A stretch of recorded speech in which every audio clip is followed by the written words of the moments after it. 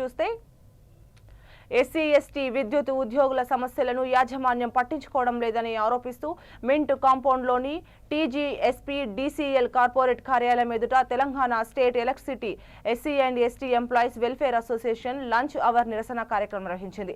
గతంలో జరిగిన పీఎస్సీ సమావేశంలో అంగీకరించిన అంశాలను ఇప్పటికీ అమలు చేయకపోవడంతో ఉద్యోగాల్లో తీవ్ర అసంతృప్తి నెలకొందని టీజీఎస్పీ డీసీఎల్ కంపెనీ అధ్యక్షుడు ఆనంద్ బాబు తెలిపారు. ఈ నేపథ్యంలో యాజమాన్యానికి సమ్మె నోటీసులు అందజేసినట్లు వెల్లడించారు.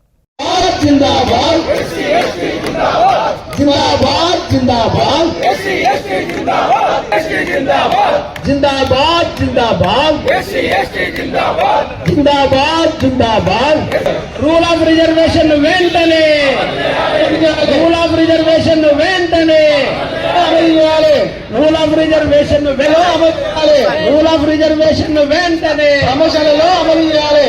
రూల్ ఆఫ్ రిజర్వేషన్ వెంటనే వెంటనే పరిష్కరించాలి. దీర్ఘకాలిక సమస్యలు వెంటనే పరిష్కరించాలి. పిఎన్సీ మీటింగ్ లో జరిగిన సమస్యలను వెంటనే పరిష్కరించాలి. ఆవాజు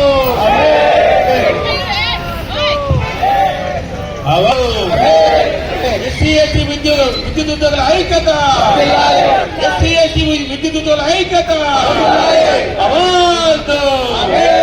వైఖరి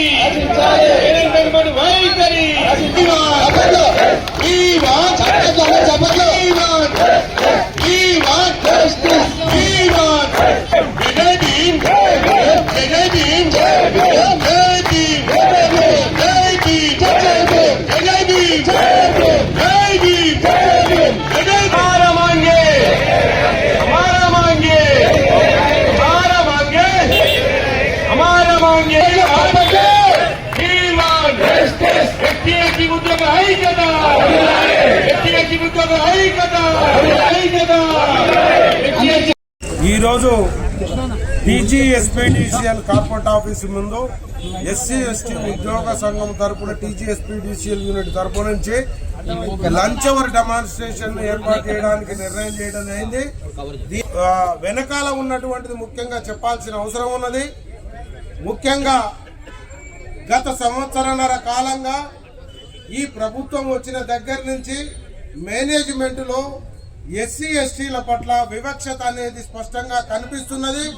దురదృష్టం ఏమిటనంటే డిప్యూటీ సీఎం గారు ఈ శాఖ మంత్రిగా ఉండగా కూడా ఇలాంటి పరిస్థితి రావడం అనేది మేనేజ్మెంట్ సైడ్ నుంచి మేము ఎక్స్పెక్ట్ చేయలే.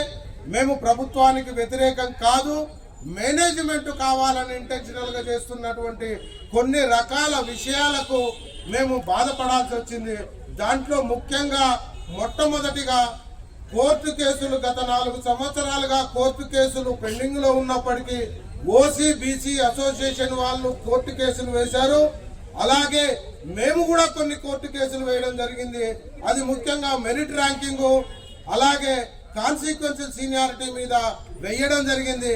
కానీ దురదృష్టం ఏమిటి అని అంటే ఓసీ అసోసియేషన్లకు ఫేవర్ చేయడం కోసము మేనేజ్మెంటే 4 సంవత్సరాలుగా ఓసీ బీసీ అసోసియేషన్ వేసిన వాటికి కౌంటర్ ఫైల్ చేయట్లేదు, మేము వేసిన దానికి కూడా కౌంటర్ ఫైల్ చేయట్లేదు. అంటే ఇంటెన్షనల్ గా కౌంటర్ ఫైల్ చేస్తే రాజ్యాంగ హక్కులైనటువంటి సుప్రీంకోర్టు జడ్జిమెంట్స్ కోడ్ చేసి మేము ఆల్రెడీ కేసు ఫైల్ చేశాం కాబట్టి వాళ్ళు వేసిన కేసులన్నీ కొట్టుడు పోతాయని చెప్పి